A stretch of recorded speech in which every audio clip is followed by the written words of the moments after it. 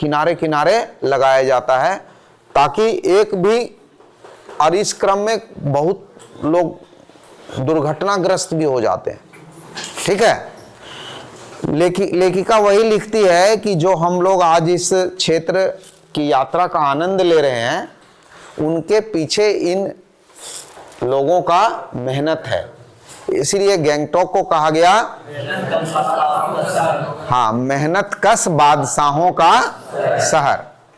वो बड़ा ही दुर्गम जगह था, बड़ा ही दुर्गम जगह थी, लेकिन वहां के लोगों ने अपने परिश्रम से, महिलाओं ने, मजदूरों ने, बच्चों ने, बच्चे भी बहुत मेहनती होते हैं वहां के बच्चे, है ना। वो चूंकि उनका जो स्कूल होता है वो तराई में होता है नीचे, और वहां से 2.5-3 किलोमीटर नीचे उतरते हैं, और फिर 2.5, जैसे देखो सामान्य में 2.5-3 किलोमीटर कोई दूरी नहीं है, लेकिन वही पहाड़ से नीचे 2.5-3 किलोमीटर उतरना और फिर उस पर चढ़ना बहुत मुश्किल है कि नहीं। लेकिन ये बच्चे चूंकि बहुत मेहनती होते हैं, और उतना ही नहीं, केवल वो पढ़ाई ही नहीं करते बल्कि घर के काम भी करते हैं, जानवरों को भी चढ़ाते हैं, लकड़ियां लाते हैं, है ना, और अपने माता पिता को भी सहयोग करते हैं। तो ये इन सारे लोगों के परिश्रम का परिणाम है कि वह दुर्गम जगह पर्यटकों के लिए इतना सुलभ हो गया, नहीं, जहां आप कोई भी जा सकता है आसानी से और हर मौसम में जा सकता है। ठीक है, तो इसीलिए इसको कहा गया मेहनत कश बादशाहों का शहर। मेहनत कश मतलब मेहनत करने वाले, है ना। ये उस दुर्गम जगह को जो आज सुंदर बना के स्वर्ग जैसा बना दिए हैं, और पर्यटकों के लिए वो सबसे आकर्षक जगह बन गया है। आज वो पर्यटन पर ही ये क्षेत्र जो है वो अपनी जीविका चला रहा है। इनकी जीविका का मुख्य आधार क्या होता है? पर्यटन। अब जैसे कोई गाइड का काम कर रहा है, कोई होटल बनाए हुए है, नहीं, तो विभिन्न प्रकार के जो इनका सेवा है उसी से इनकी जीविका चलती है। तो इसीलिए ये उस क्षेत्र को कभी खराब नहीं होने देते और सुंदर बनाने का प्रयास करते हैं, कोशिश करते हैं। ठीक है, वहां से जब आगे बढ़ते हैं तो एक जगह है लायुंग। यहां से आगे बढ़ते हैं तो कहां पहुंचते हैं? लायुंग। ठीक है, लायुंग एक बस्ती है, इसमें अबर जो मॉडल सेट क्वेश्चन है उसमें पूछा भी है। ठीक है, तो लायुंग में एकदम शांत बस्ती है, यानी पहाड़ों पर बसी हुई एक एकदम बिल्कुल शांत बस्ती, जो मतलब कह सकते हो कि नगरीय या शहर के विकास से कोसों दूर है। यहाँ के लोग एकदम प्राकृतिक जीवन जीते हैं। कैसा जीवन? प्राकृतिक जीवन। लकड़ियां और महुआ वहां होता है बहुत ज्यादा, तो महुआ एक तरह से उनकी खेती है, थोड़ी बहुत खेती भी करते हैं, धान की खेती, और महुआ से शराब बनाते हैं लोग उस जगह पर। लेकिन वहाँ की सबसे बड़ी खासियत है कि बहुत शांत वातावरण है ना। यानी शहरों के धूल और प्रदूषण और ध्वनि आवाज, है ना, इन सब और विकास, बड़े बड़े महल, इन सब चीजों से कोसों दूर है वो। वहां जाने के बाद एकदम गांवों की फीलिंग, जो गांवों का जीवन शैली है ना, एकदम शांत वातावरण और बड़ा सुकून, सुखदायक जगह क्षेत्र है लायुंग। तो ये लोग लायुंग पहुंच गए, वहां शाम हो गई थी। शाम में ये लोग वहां ठहरे और फिर वहां पर नाच गान भी हुआ, है ना, सारा चीज होता है। तो उसी समय वो कुछ टहलने के लिए निकलती है, तो एक बच्चा मिलता है। वो बोलती है कि हम लोग तो सोचे थे कि यहाँ पर हम लोगों को बर्फ देखने को मिलेगी, लेकिन यहाँ तो बर्फ तो अब पता नहीं युमथांग भी पहुंचेंगे जहां हमको जाना है बर्फ देखने के लिए। मेन वहां बर्फ देखने के लिए जाना था कि बर्फ गिरती है तो कैसे, यही वहां के पर्यटन का मुख्य ये है, आकर्षण है।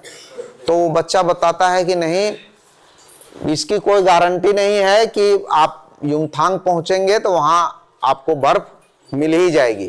क्यों? क्योंकि प्रदूषण के कारण अब बर्फबारी बड़ी कम हो रही है ना। प्रदूषण के कारण अभी हम लोग ग्लोबल वार्मिंग का नाम सुने ना। ग्लोबल वार्मिंग क्या होता है? हाँ, यानी प्रदूषण के कारण जो है ओजोन परत में भी छिद्र हो रहा है और नीचे धरती की गर्मी जो है, औसत गर्मी बढ़ती जा रही है पूरे धरती की, जिससे क्या हो रहा है, ध्रुवों पर रखा हुआ जो बर्फ है वो पिघलते जा रहा है ना। तो ये वही बच्चा बताता है कि आप ऐसा करो कि थोड़ा सा दिक्कत होगा जाने में, आप चले जाओ कटाओ, जो कि यहां से 500 फीट ऊपर है। कितना? 500 फीट। जगह का नाम है कटाओ। और ये थोड़ा आपका युमथांग के रास्ते में नहीं है,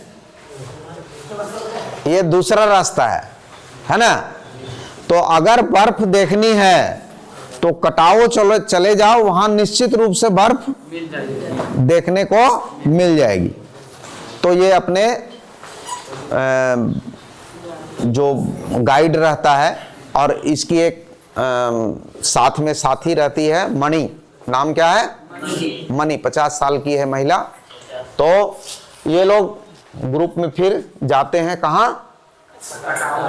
कटाओ जाते हैं। अब कटाओ जाने का रास्ता बिल्कुल सकरा, आनी उतनी ही जगह जितने में एक गाड़ी जा सकती है, और चूंकि ऊंचाई पर है इसीलिए हमेशा बादल छाया रहता है।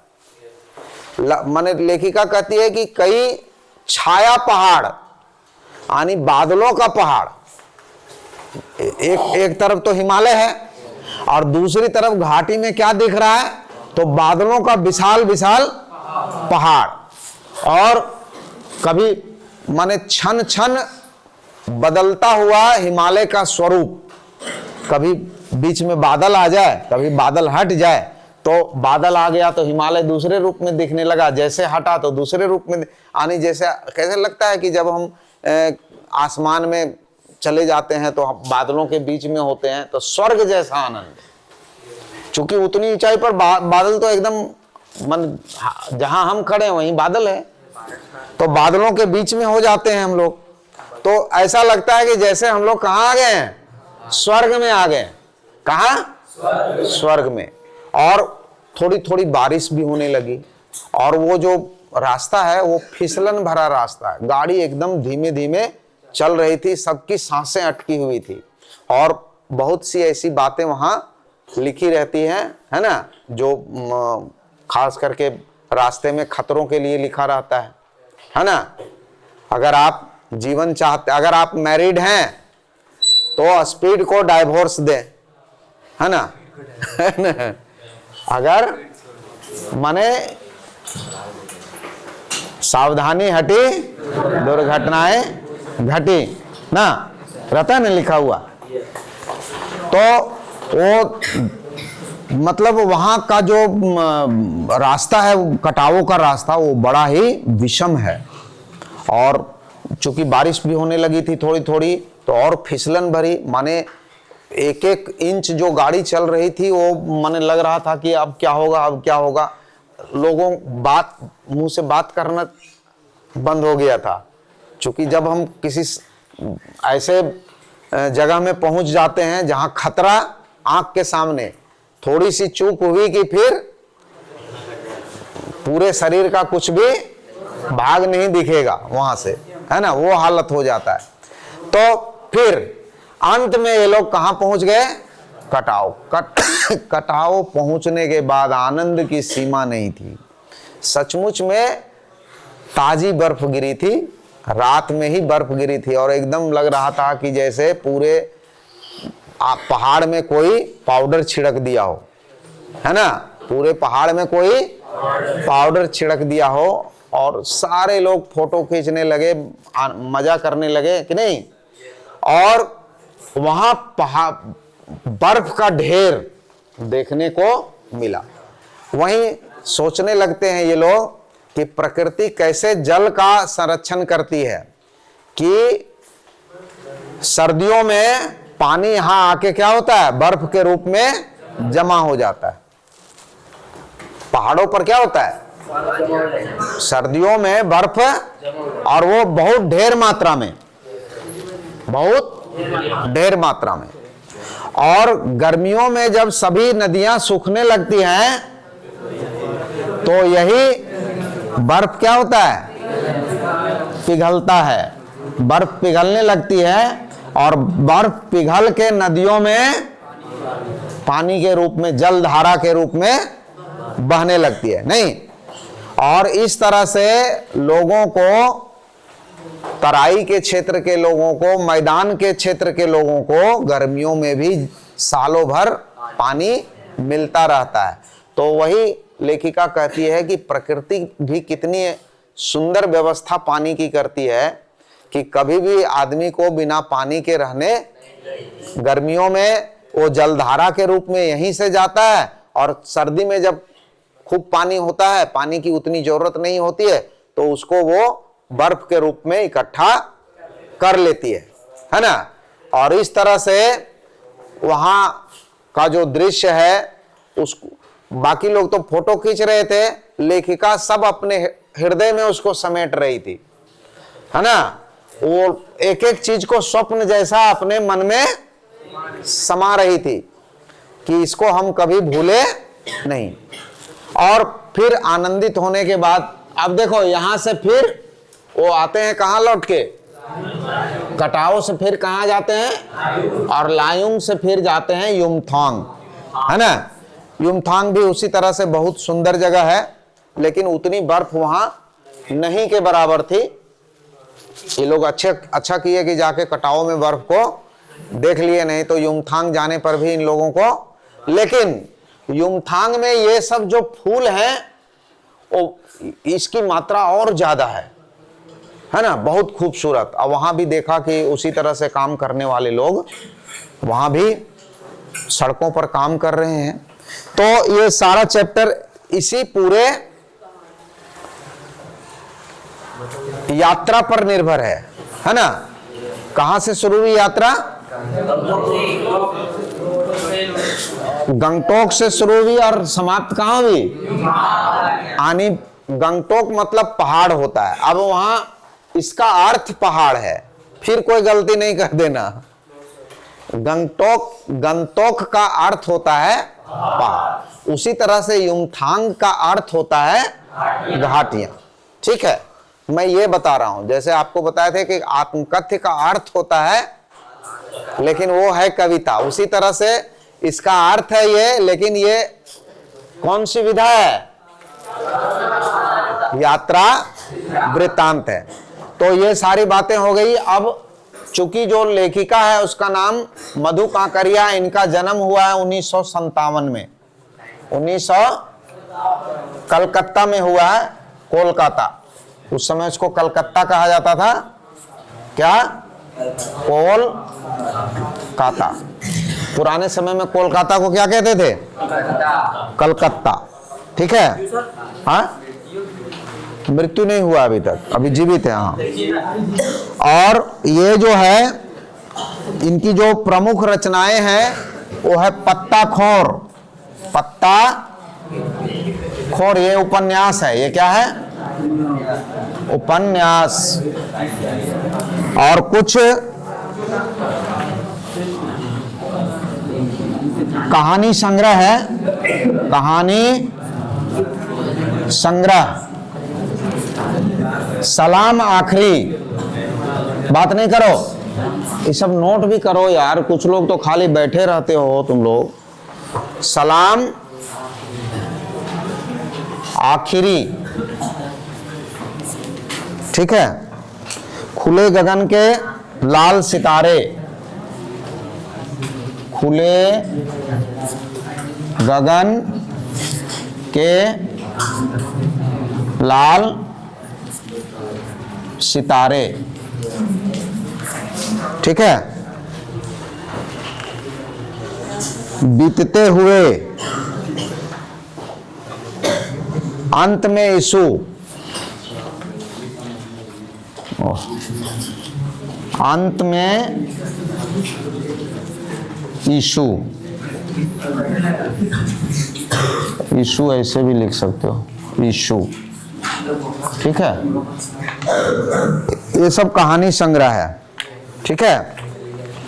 इनकी रचनाओं का जो विषय है वो है पहले अपसंस्कृति, महानगर की घुटन, महानगर में जो घुटन है, घुटन का मतलब जो दिक्कतें हैं, समस्याएं हैं, है ना, जीने में जो दिक्कत, और असुरक्षा के बीच युवाओं की बढ़ती नशे की आदत। यानी महानगरों में जो है युवा जो है वो बड़े अपने आप को असुरक्षित, चूंकि काम धंधा मिल नहीं रहा है, बेरोजगारी है ना, और वो क्या हो रहे हैं, नशे की चपेट में जा रहे हैं ना, नशे की चपेट में जा रहे हैं। तो ये इन्हीं चीजों को उन्होंने अपनी रचनाओं का मुख्य विषय बनाया, ठीक है। उसके बाद है लाल बत्ती इलाकों की पीड़ा, ठीक है।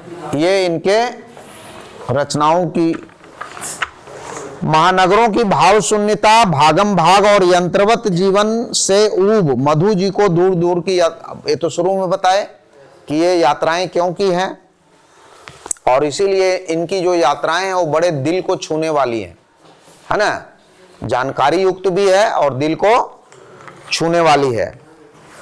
इसमें हिमालय के अनंत सौंदर्य का काव्यात्मक वर्णन, चूंकि हिमालय का जो सौंदर्य है वो अनंत है, अनंत है मतलब वो कभी अंत नहीं होने वाला है। एक वहां एक चीज कुछ खूबसूरत नहीं है, बल्कि एक से बढ़कर एक, और उसका कोई अंत नहीं है।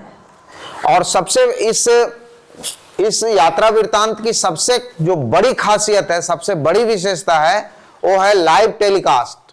यानी ये यात्रा वृत्तांत ऐसा लगता है जैसे किसी ने आंखों देखा हाल सुना हो। जैसे मैच देखते हो ना, क्रिकेट मैच, आंखों देखा कमेंट्री, लाइव कमेंट्री सुनते हो ना, तो वही लाइव कमेंट्री जैसा ये लगता है कि जैसे कोई अपनी आंख से देख रहा है, वो उसका वर्णन कर रहा है उस जगह पर खड़ा होकर। तो उसको क्या कहते हैं, लाइव टेलीकास्ट, क्या बोलते हैं। तो ये इसकी खासियत है। गई है, नहीं नहीं नहीं, ये गई हैं, वो गई हैं वहां। इसी यात्रा वृत्तांत बिना जाए नहीं लिखा जा सकता है, ठीक है, ये कल्पना से नहीं लिखा जा सकता, तभी तो लाइव टेलीकास्ट है ना, समझ गए। इसके अलावे इस यात्रा वृत्तांत में क्या है, वहां के निवासियों की मेहनत, इसका भी वर्णन किया है।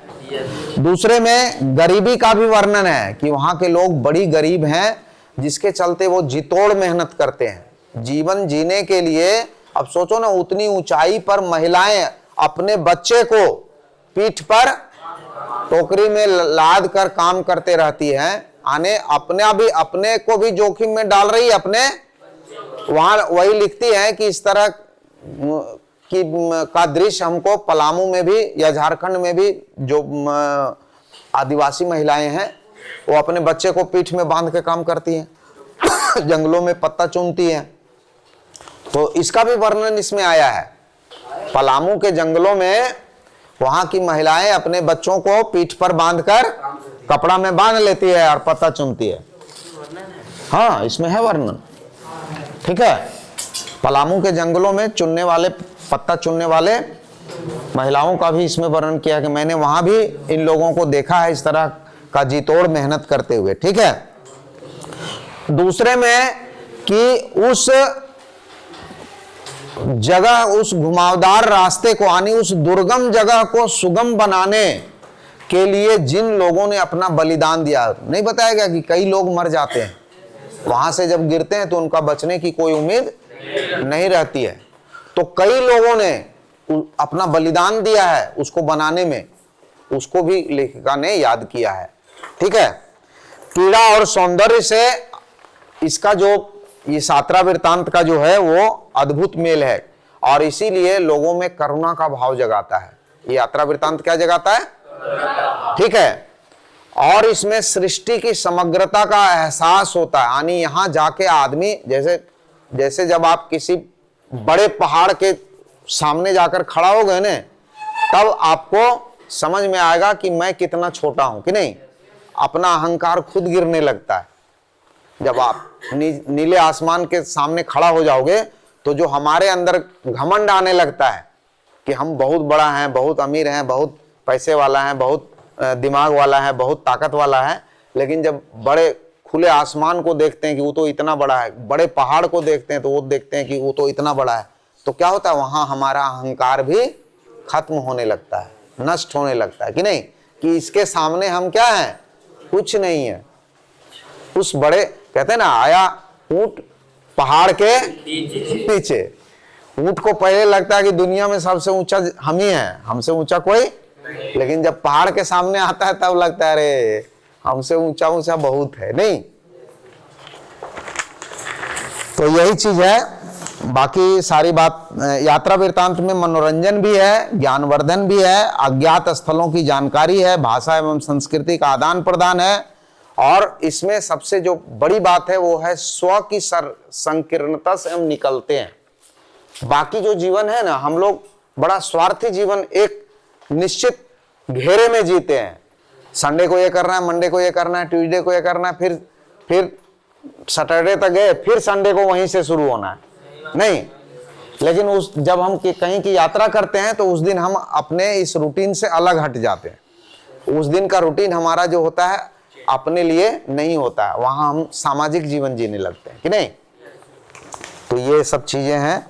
बाकी इस प्रार्थना की पूरी पंक्ति है कि साना साना हाथ जोड़ी गरदहु प्रार्थना। इसके आगे क्या है, गरदहु प्रार्थना हमरो जीवन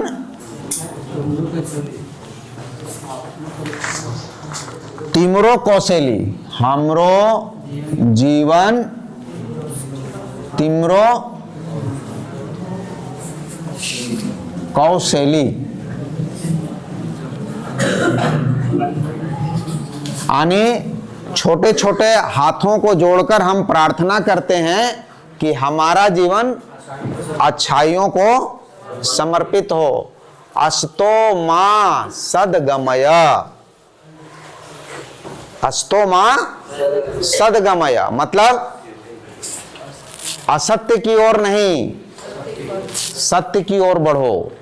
तमसो मां ज्योतिर्गमय, अंधकार की ओर नहीं, प्रकाश की ओर बढ़ो। और मृत्योर मां अमृतम गमय, मृत्यु की ओर नहीं, अमरता की ओर। हो गया है, कितना देर है फिर?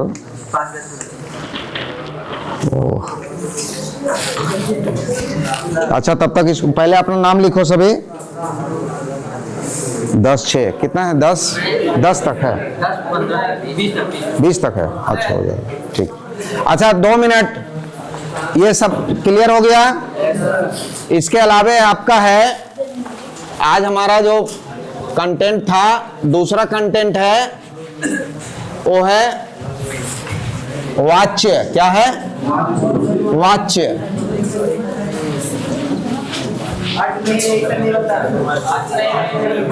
नहीं, आज वाच्य है, वाच्य, ठीक है।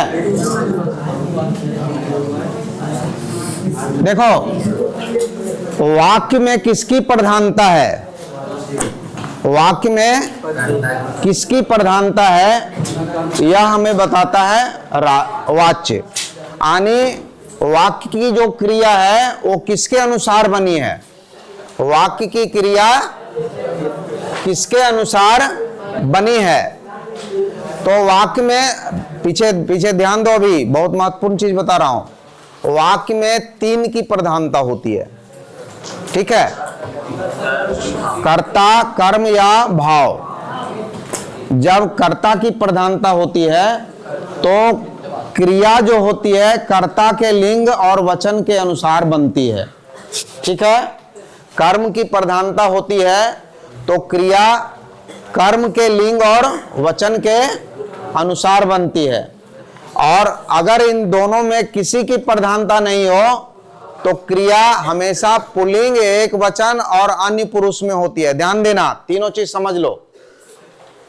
अगर वाक्य में कर्ता की प्रधानता है तो क्रिया हमेशा कर्ता के लिंग और वचन के अनुसार होगी, यानी कर्ता पुल्लिंग है तो क्रिया भी पुल्लिंग, कर्ता स्त्रीलिंग है तो क्रिया भी, कर्ता एक वचन है तो क्रिया भी एक वचन, कर्ता बहुवचन है तो क्रिया भी किस वाच्य में? कर्तृवाच्य में। कर्तृवाच्य में किसकी प्रधानता होती है? कर्ता की। क्लियर? दूसरा है कर्मवाच्य। कर्मवाच्य में कर्म की प्रधानता होती है, यानी अब जो क्रिया बनेगी वो कर्ता के अनुसार नहीं बनेगी, अब वो कर्म के अनुसार। अगर कर्म स्त्रीलिंग है तो क्रिया भी स्त्रीलिंग, कर्म पुल्लिंग है तो क्रिया भी पुल्लिंग, और कर्म अगर एक वचन है तो क्रिया भी, और कर्म अगर बहुवचन है तो क्रिया भी। क्लियर? तीसरा है कि कुछ वाक्य में भाव की प्रधानता होती है, ना तो क्रिया कर्म के अनुसार होती है ना तो कर्ता के अनुसार। भाववाच्य की जो क्रिया होती है वो हमेशा पुल्लिंग में होती है, एक वचन में होती है और अन्य पुरुष में होती है। ये तीनों चीज ध्यान रखना। भाववाच्य की क्रिया क्या रहेगी? पुल्लिंग, एक वचन और अन्य पुरुष। ठीक है, वो कर्ता कुछ भी हो, कर्म कुछ भी हो, क्रिया हमेशा पुल्लिंग रहेगी, क्रिया हमेशा एक वचन में रहेगी और क्रिया हमेशा अन्य पुरुष में रहेगी। क्लियर? अब है कि इसको पहचानते कैसे हैं।